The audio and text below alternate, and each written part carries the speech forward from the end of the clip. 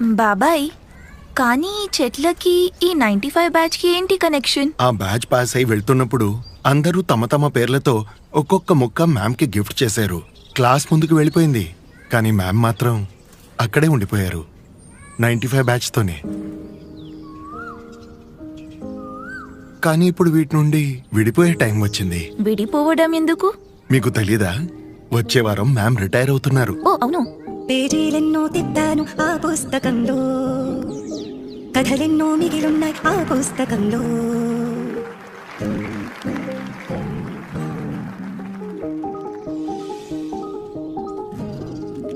రావు ma'am, చెప్పండి.